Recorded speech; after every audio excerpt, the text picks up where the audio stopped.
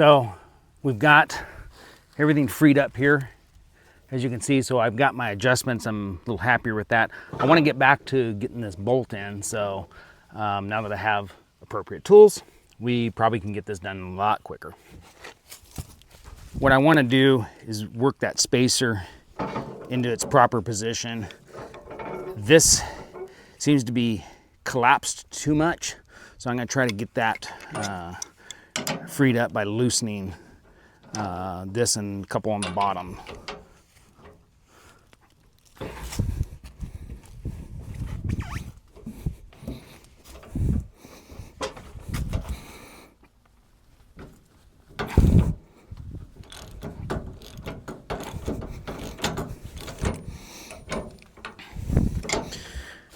And I'm going to loosen these down at the bottom also. Let me get you guys turned around.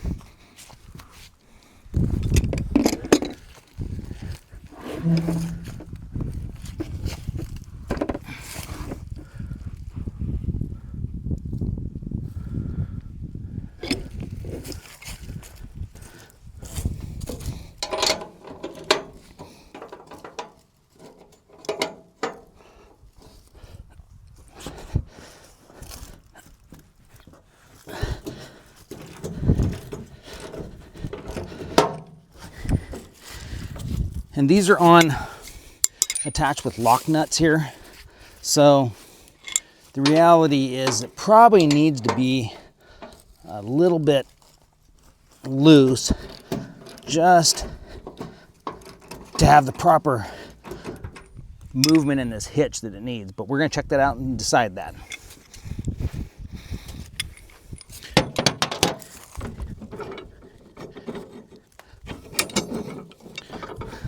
I can tell already it's much looser. Let me reposition you guys again. Things are definitely in a better situation. I have a lot of movement in these two now because everything's not locked up so tight. And those of you that have maybe more experience with this setup will either be telling me, yep, you chose right, or no, not quite right. Here's our experience. Always appreciate comments. So some of this equipment can be very familiar to me, and some can be a little bit like the first time I ever messed with it. So I've never run one of these John Deere mowers, didn't ever have an issue with this shear bolt to know exactly how things were set. And as you know, there's nobody here at this property with any experience that helps sometimes shorten up some of that learning curve. So it's I don't mind talking to people and getting their opinions, but this is a bit of a different situation here, and it is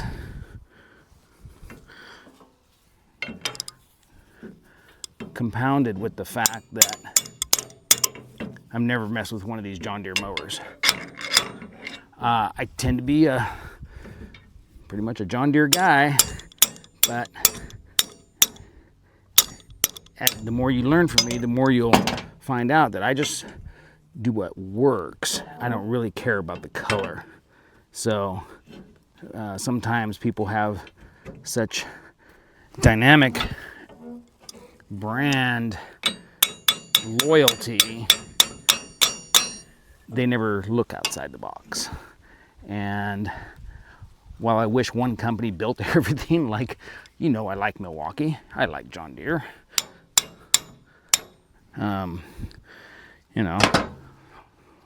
obviously I can't decide on pickup trucks because I have Ford and Dodge, but I know there's another one that I don't like that some of you will probably bash me for, but that's what we're talking about. It's like these things will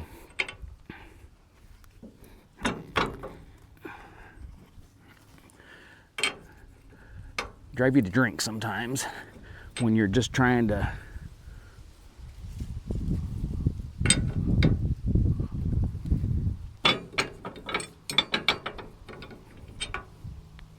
I don't want to force anything because I don't want to damage any threads, but it is tough getting all these lined up so perfectly. If I can just get the one side started without damaging me or the equipment and the threads on this bolt, I'd be much happier. So we got this side started.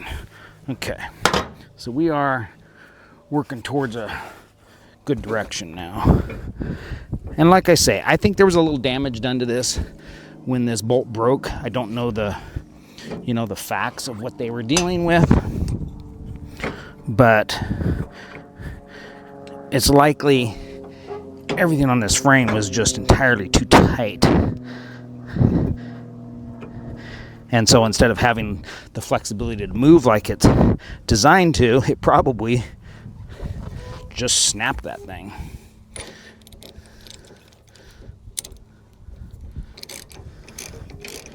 But I think we're on the right track now.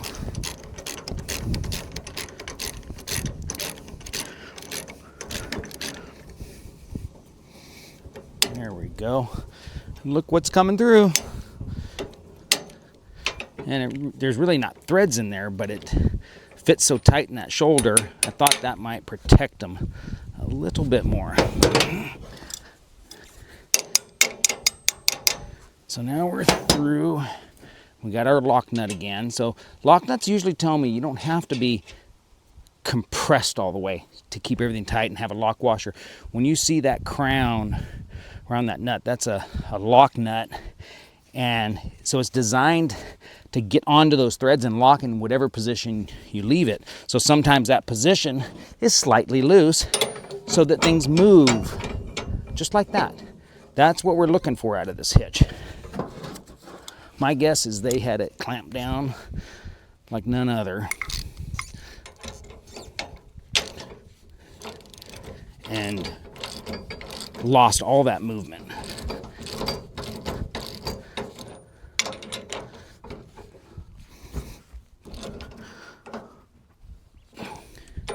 So we're going to leave a little bit of that movement. And our threads are locked on. I will give you a different view here to see.